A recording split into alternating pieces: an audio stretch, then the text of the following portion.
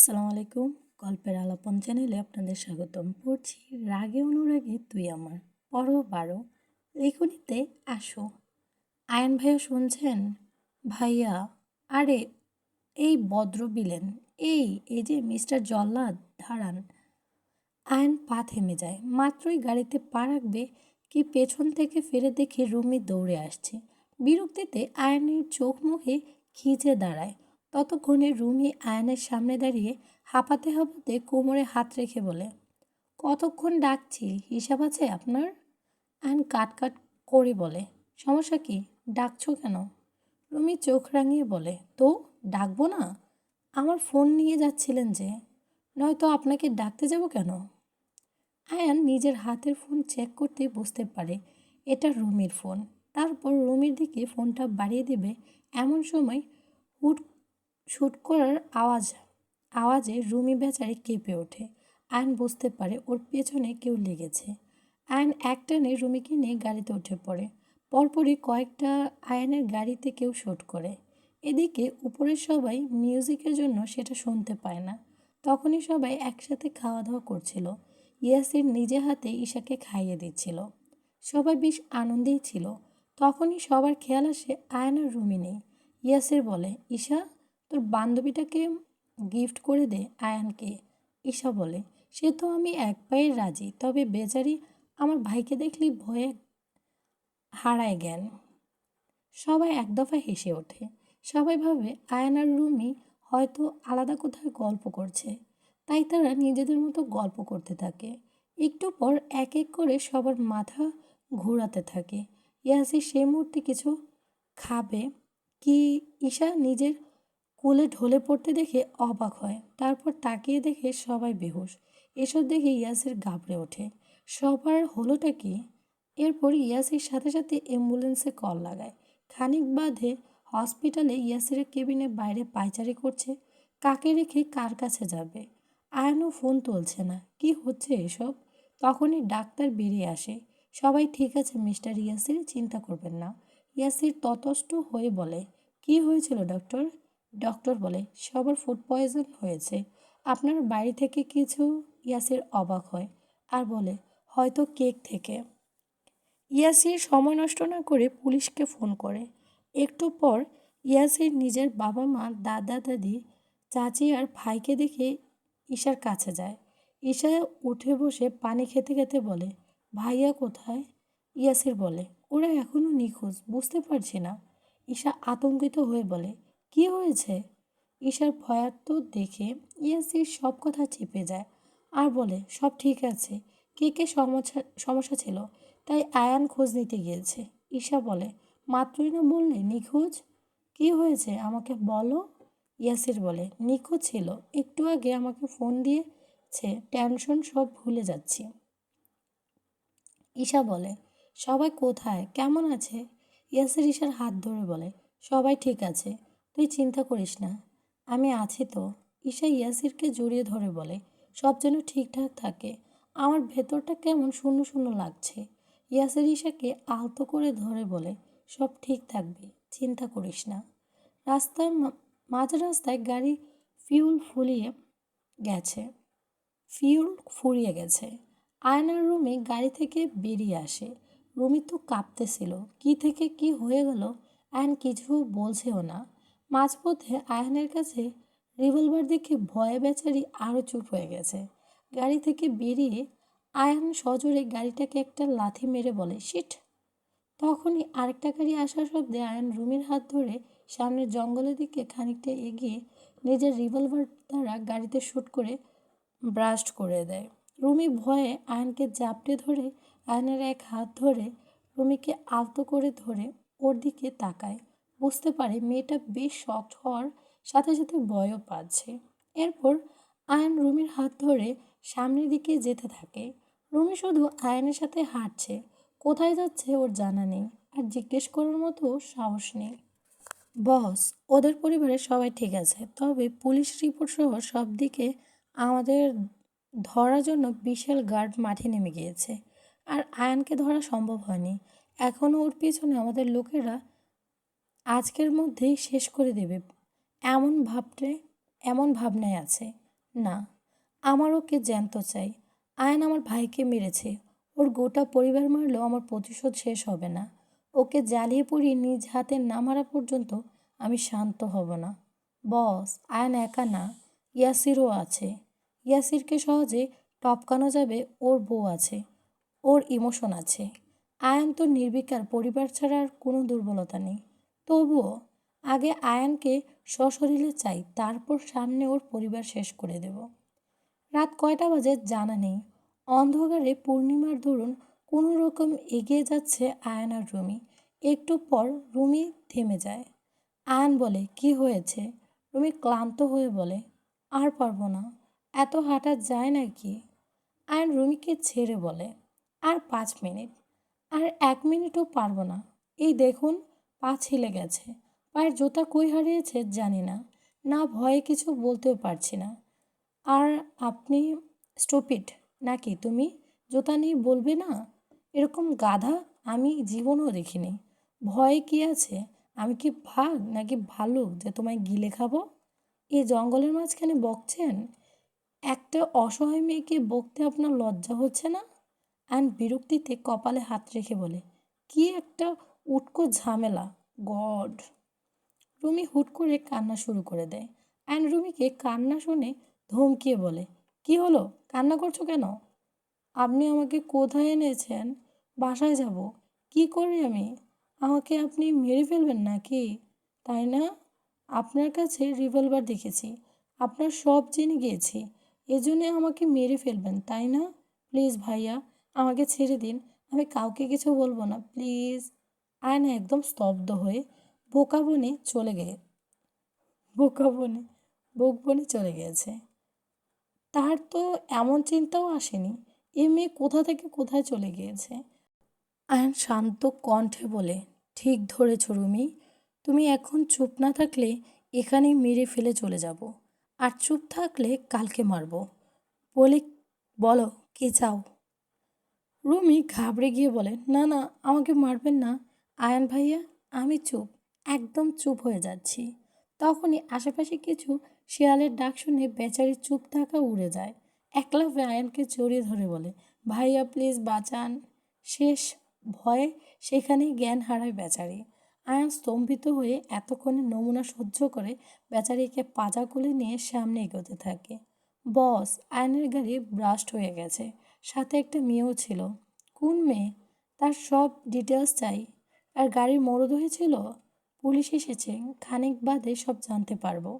Ion বসে বসে রুমির পায়ে ব্যান্ডেজ করছে আর ইয়াসিরের সাথে কথা বলছে। ইয়াসির বলে, তুই বের হলেও সমস্যা, রুমি বের হলেও সমস্যা। তোর কয়েকদিন ওইখানে থাক। অসম্ভব। তোর মাথা ঠিক আছে? হ্যাঁ, রুমির বাবা মাকে আমি বোঝাবো। তুই বের হলে আসল কিলার আর পাবো না। অ্যান দমে গিয়ে এক পলক তাকায় রুমির দিকে। এক রাতে মেয়েটার কেমন এলোমেলো হয়ে গিয়েছে। আয়ন বলে, কিন্তু ভাই। ইয়াসির বিরক্ত হয়ে বলে, কি কিন্তু কিন্তু করছিস? মেয়েটাকে তো আর বিয়ে করতে বলছি না। এটা পর্ব 13। বৃষ্টির দরুন শীত শীত সকাল। রুমি একবার এপাশ ফিরছে তো আরেক পাশ। একটু পর রুমি পিটপিট করে চোখ খুলে উঠে বসে। বেচারি চারপাশ দেখে একটু অবাক হয়ে বলে, এত তাড়াতাড়ি স্বর্গে চলে এলাম? নিশ্চয়ই আন ভাইয়া কালকে আমায় মেরে দিয়েছে। আচ্ছা, স্বর্গে এমন রুম কেন? এ আবার কেমন স্বর্গ? এসব ভাবতে ভাবতে রুমি বিছানা থেকে নামতে আয়ান রুমে আসে, ফোনে কারোর সাথে কথা বলতে বলতে। আয়নকে দেখে রুমি এক চিৎকার দিয়ে বলে, আয়ন ভাইয়া, আপনি আমার সাথে স্বর্গে চলে এলেন কেন? আপনার তো নরকে যাওয়া উচিত। কারণ আয়ন ভ্রু কুঁচকে রুমির দিকে তাকাতেই রুমি হুঁশ আসে। সে মরেনি। খিদেতে মাথা পুরো হ্যাং হয়ে আছে। আয়ন তখন বলে, এই নাও, ঈশার সাথে কথা বলো। ফোন কানে নিয়ে রুমি চিল্লিয়ে কান্না শুরু করে দেয়। বলে, ইস্যু। ঈশা বলে, রুমি শোন, শোন, কান্না করিস না। আরে শোন। রুমি কান্নার তোপ যেন আরও বেড়ে যায়। অ্যান্ড বিরক্ত হয়ে চিল্লিয়ে বলে, একদম চুপ স্টুপিড। আরেকবার কান্না করলে থাপড়ে একদম জ্যান্ত মেরে ফেলবো। রুমি ঢোক গিলে বলে, ইস্যু, তোর তোর ভাই আমাকে মেরে ফেলবে, দেখ না কেমন করছে। অ্যান্ড রেগে রুমির দিকে তাকাতেই রুমি বলে, ইস্যু, ঈশা তখন ওপাশ থেকে দমকে বলে, চুপ কর তো, আমার কথা শোন। আয়ন ভাইয়া বিপদে পড়েছে। তোকে মারবে কেন? একটা সাউন্ডও করবি না, আমি সব বোঝাচ্ছি। কথা শেষ করে রুমি আয়নের দিকে তাকিয়ে আছে। বলে, ভাইয়া জঙ্গলে নেট আসলো কোথা থেকে? আয়ন বলে, বাড়িটা যেমন দেখছো পারছ তেমনি নেটের টাওয়ারটাও আছে, তাই নেট পেলাম।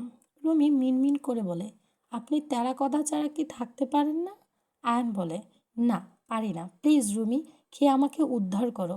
তোমার মতো পাবলিকের সাথে কথা বলার থেকে মরা ঢের ভালো। হয়তো বিরক্তিকর একটা বাচাল মেয়ে। কি বললেন? আমি বাচাল? নিজেই তো টেনে এনেছেন। আপনার সাথে কি আমি আসতে চেয়েছি?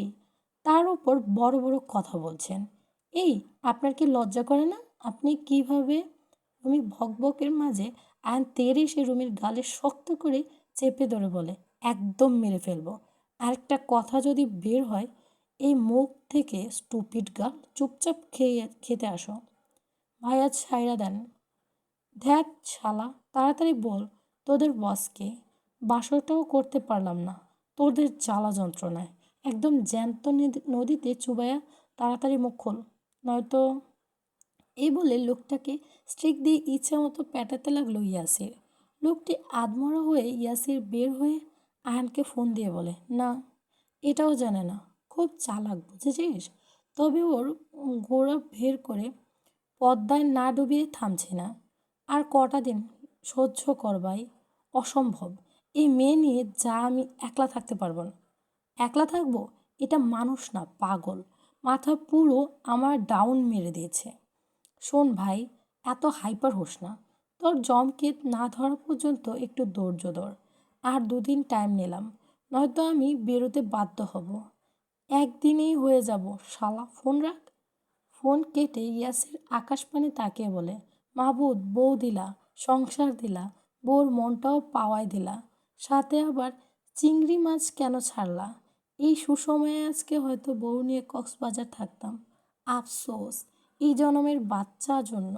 একে পেলে একদম কাঁচা গিলব শালা, আমার বাসরের তেলা পোকাচ্ছে।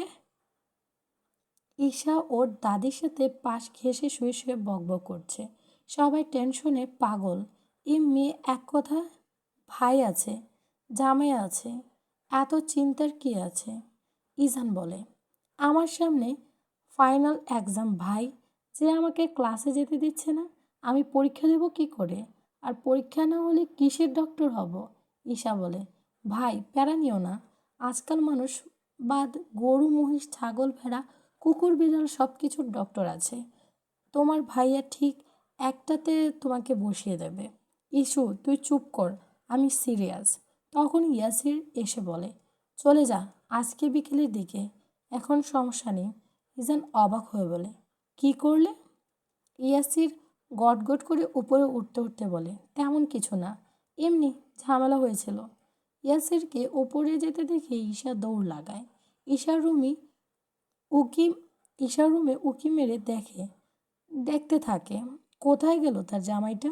ইয়াসির একটা নেশাকে রুমে এনে দরজা লক করে বলে, নিজের জামাইয়ের কাছে আসবি এমন উকি ঝুঁকি মারার কি আছে? ঈশা থতমত খেয়ে বলে, আমি আমি তো এসেছি তোমার কিছু লাগবে কিনা জানতে। ইয়াসির গায়ে তোয়ালে জড়িয়ে বলে, হ্যাঁ অনেক কিছুই লাগবে, তুই আগে খাবার নিয়ে আয়, বোন প্রচণ্ড খিদে পেয়েছে। ঈশা রেগে গেল, কোনো খাওয়া দাওয়া নেই? তোমার বউকে বোন বলো, লজ্জা করে না? আরে শিট, মনে থাকে না ডার্লিং? এবার ঈশা চুপ হয়ে তাকায় ইয়াসিরের দিকে। ইয়াসির ইশারায় বলে, যা এবার, নাকি তোকে খাবো আমি, যে বসে আসিস।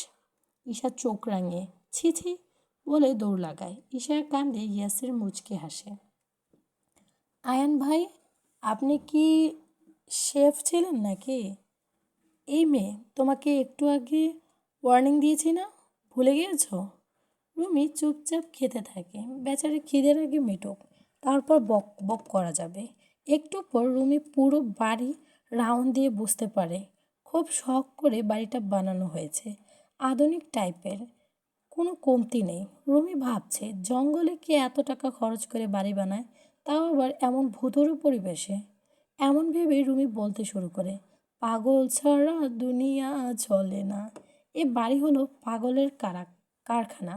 আমি হলাম শ্রমিক। না না, শ্রমিকের একটা সুনাম আছে, দাম আছে, আমার তো তাও নেই। খানিক বাদে বাড়ির পেছন দিকটায় লাইব্রেরি দেখে লেখা দেখি রুমির মুখে একটু হাসি ফুটে ওঠে। যাই হোক, অবশেষে একটু সময় কাটানো তো যাবে। দরজা খুলতে রুমির উপর সমস্ত ময়লা ঝঞ্ঝাট এসে পড়ল। পাশ থেকে আয়ান যাচ্ছিল। রুমির এই হাল দেখে বেচারা কষ্টে হাসি কন্ট্রোল করে এনে, চুপচাপ থাকা যায় না নাকি তোমার পা দুটো মেশিনের মতো ঘুরতেই থাকে? বেশ হয়েছে। আপনি আপনি এখানে যখন ময়লাই রাখবেন, লাইব্রেরি নাম দিয়েছেন কেন? আমার ইচ্ছা, আমার বাড়ি। ও, তাই তাহলে আমি ময়লায় একা কেন থাকবো? আপনিও আপনার বাড়ির ময়লা একটু মেখে নিন বলে রুমি নিজের ময়লা ঝুড়িটা আয়নের দিকে ছুরি মারতে বেচারার অবস্থা একাকার। রুমি হাসতে হাসতে বলে, যা লাগছে না আপনাকে?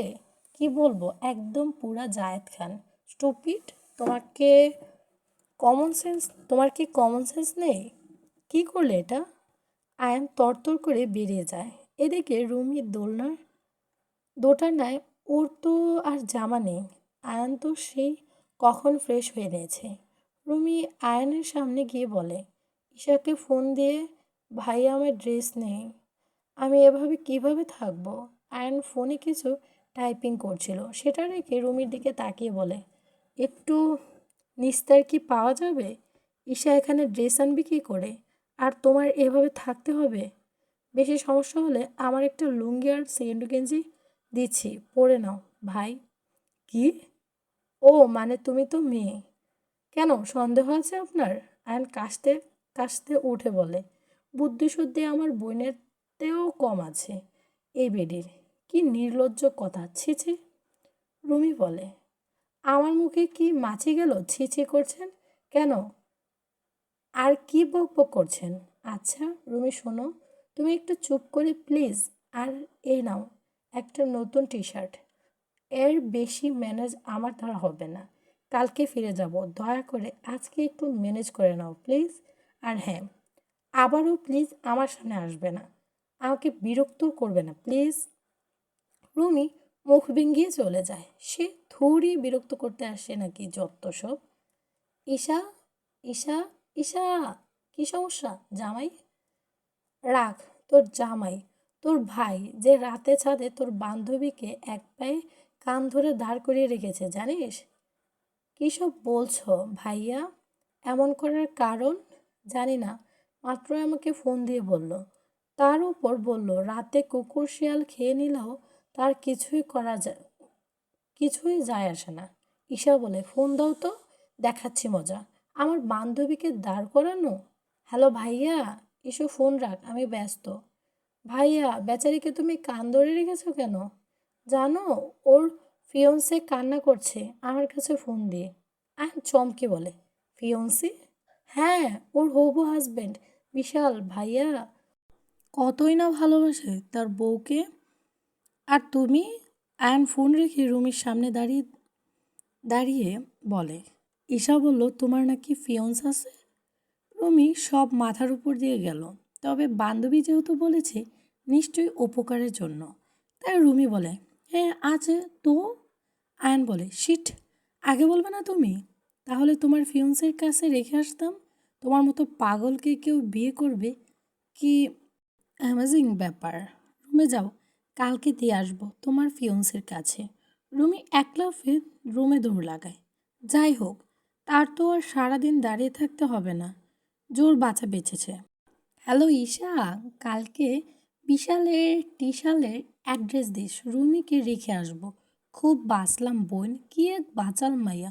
ওরে ওর ফিয়ন্সি সামলাইব, আমি আর নাই।